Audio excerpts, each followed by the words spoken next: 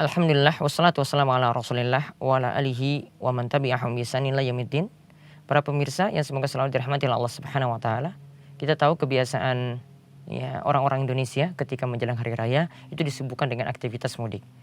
Ya, makanya di beberapa siaran di televisi ataupun radio itu sudah H-10 atau beberapa hari sebelum perayaan itu sudah disibukkan dengan berita-berita seputar informasi mudik. Ya. Kita bisa membuat mudik kita itu menjadi lebih berkah, menjadi lebih ya bermanfaat untuk diri kita, ataupun ini juga bisa berbuah pahala jika kita mengingat ya beberapa tips yang disampaikan oleh para ulama yang mereka simpulkan dari beberapa hadis tentang masalah safar. Ya, tentang masalah safar. Kita tahu bersama bahwasanya safar, yang disebut safar itu ya sebagian ulama memakai patokan 85 kilo, itu sudah dianggap bersafar jika keluar kota. Dan ada yang mengatakan itu dilihat dengan patokan urf. Jadi kalau urf masyarakat itu sudah menganggap bahwasanya melakukan perjalanan ini sudah dianggap bersafar, maka dianggap bersafar. Maka ada keringanan-keringanan yang bisa kita ambil seperti keringanan untuk tidak berpuasa, tetapi kalau mampu untuk berpuasa lebih afdal. Kemudian ada keringanan juga untuk mengqashar sholat. Ya, ketika itu bisa kita mengqashar sholat, juga bisa kita menggunakan sepatu dan berwudu tetap dengan menggunakan sepatu kita. Sepatu kita cukup diusap. Ya, ini yang dibahas oleh para ulama seperti dalam mengusap khuf bagi musafir itu 3 hari 3 malam. Ya, kemudian ada keringanan lagi ketika tidak ada air maka kita gunakan debu untuk bertayamum. Ya, ini keringanan-keringanan yang bisa kita ambil. Tapi di samping itu ini berkaitan tentang masalah hukum tadi, dan sekarang kita akan lihat di sini beberapa tips yang kami sampaikan tentang agar perjalanan kita tuh lebih berkah, karena di dalamnya nanti ada amalan-amalan yang bisa kita lakukan, di dalamnya nanti ada zikir-zikir yang bisa kita amalkan. Ya. Ketika kita berangkat, maka yang bisa kita lakukan adalah memutuskan perjalanan dengan melaksanakan sholat istikharah terlebih dahulu. Sholat istikharah di sini dilakukan supaya kita menentukan pilihan.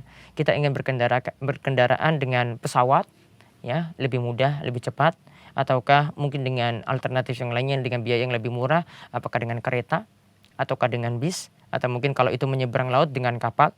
Ya, kita bisa memilih mana perjalanan yang lebih mudah bagi kita, dan nanti Allah Subhanahu wa taala nanti akan mudahkan kita lakukan sholat istikharah terlebih dahulu. Lakukan sholat 2 rakaat.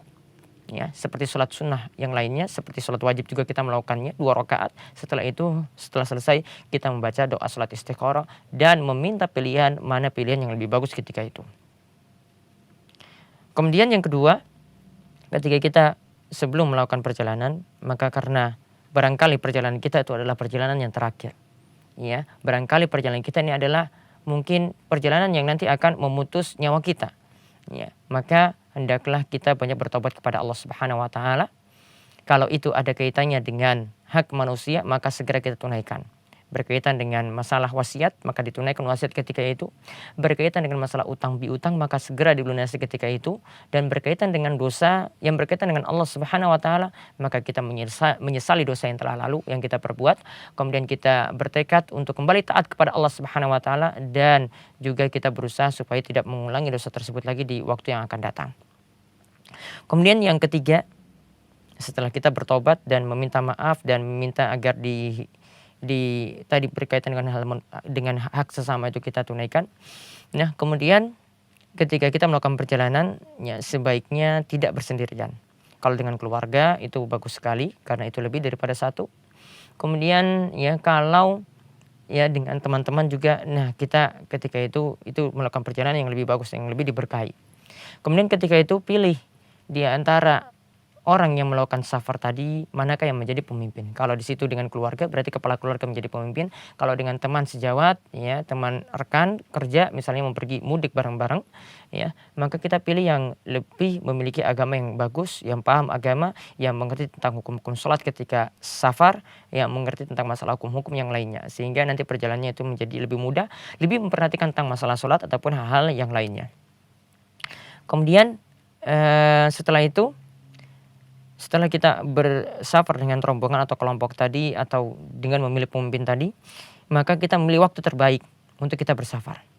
Ya, tadi bisa kita putuskan dengan melakukan sholat istikharah, tapi kita bisa mencontoh juga Nabi SAW. Beliau ketika bersafar itu lebih memilih bersafar keluar pada hari Kamis. Ketika Nabi SAW itu pergi untuk melakukan perang Tabuk, beliau memilih safarnya pada hari Kamis. Maka kalau kita bisa menentukan pilihan pada hari Kamis, itu sangat bagus sekali. Di antara ulama yang mencontohkan seperti ini seperti Syekh Abdul Aziz bin Baz. Ceritakan oleh muridnya Syekh Asadhan bahwasanya Syekh Abdul Aziz bin Baz itu selalu memilih bersafar itu pada hari Kamis, dan ini bersesuaian dengan sunnah Nabi Shallallahu Alaihi Wasallam. Kemudian waktu yang terbaik lagi adalah memilih bersafar pada pagi hari. Karena Nabi SAW itu mendoakan berkah pada pagi hari. Beliau itu pernah mendoakan Allahumma barik li ummati fi bukuriha. Ya Allah, berkahilah umatku di waktu paginya. Kemudian safar yang paling bagus juga adalah jika kita melakukan safar itu ketika malam hari. Karena ketika itu kata Nabi, bumi itu dilipat. Artinya perjalanan itu begitu singkat. Dan mengingat juga kalau perjalanan malam, ya perjalanan kalau kita menempuh jalan misalnya dari Jakarta ke Jogja, ya itu perjalanannya tidak terlalu macet seperti di siang hari. Ya itu yang waktu yang bagus yang kita tempuh ketika kita itu bersafar. Kemudian ada yang bisa kita lakukan lagi sebelum kita bersafar adalah melakukan sholat 2 rakaat terlebih dahulu sebelum keluar rumah. Ya sebelum keluar rumah untuk sudah naik kendaraan, maka kita lakukan sholat 2 rakaat terlebih dahulu dengan niatan ya sholat ya sebelum keluar rumah. Hal ini sebagaimana yang dilakukan oleh Nabi SAW ya, dan ini yang dikatakan oleh beliau dalam hadis, barang siapa yang keluar dari rumah idza kharajat min manzilika fasholli rakaatain. Jika kalian itu keluar dari rumah kalian, maka lakukanlah sholat 2 rakaat. Di sini sifatnya umum. Ketika orang mau bersafar atau sekedar keluar rumah itu disunahkan lakukan sholat 2 rakaat. Kemudian setelah itu berpamitan dengan orang-orang yang ditinggalkan. Ketika itu ya, kita berpamitan dengan membaca doa kepada orang yang ya Nabi SAW itu mengatakan kepada orang yang hendak bersafar. Jadi keluarganya ditinggalkan itu mengatakan kepada orang yang bersafar, astaudi Allah dinaka wa amanatak wa khawatima amalik. Aku menitipkan agamamu, amanahmu, dan perbuatan terakhirmu kepada Allah Subhanahu wa taala. Kemudian hendaklah musafir ya itu mendoakan kepada orang yang ditinggalkan. Dia berdoa astaudiqallahalladzi la tadi'u wada'i'uhu. Aku menitipkan kalian pada Allah yang tidak mungkin menyia-nyiakan titipannya. Ini diantara doa yang kita baca sebelum kita itu bersafar. Kita mendoakan orang yang ditinggalkan dan orang yang ditinggalkan juga mendoakan orang yang bersafar. Kemudian ketika keluar rumah jangan lupa membaca doa Bismillahirrahmanirrahim 'alallah la haula wala quwata billah.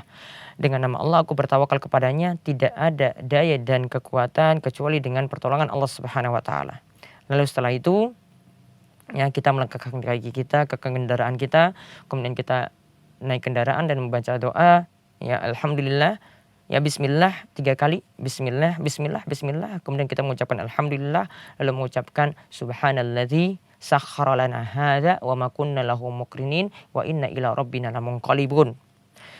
Lalu kita mengucapkan lagi subhanaka inni qad zalamtu nafsi faghfirli fa innahu la yaghfiru dzunuba illa anta. Ya, faghfirli fa innahu la yaghfiru dzunuba illa anta. Doa yang selengkapnya itu bisa ditemukan dalam kitab Hisnul Muslim. Tentang masalah ini bisa ditemukan dalam kitab Hisnul Muslim karya Syekh Sa'ad Al-Qahtani. Kemudian jangan lupakan ketika kita berada di kendaraan ya kita membaca doa ketika safar, subhanalladzi sakhkhara lana hadza wa ma kunna lahu muqrinin wa inna ila rabbina lamunqalibun.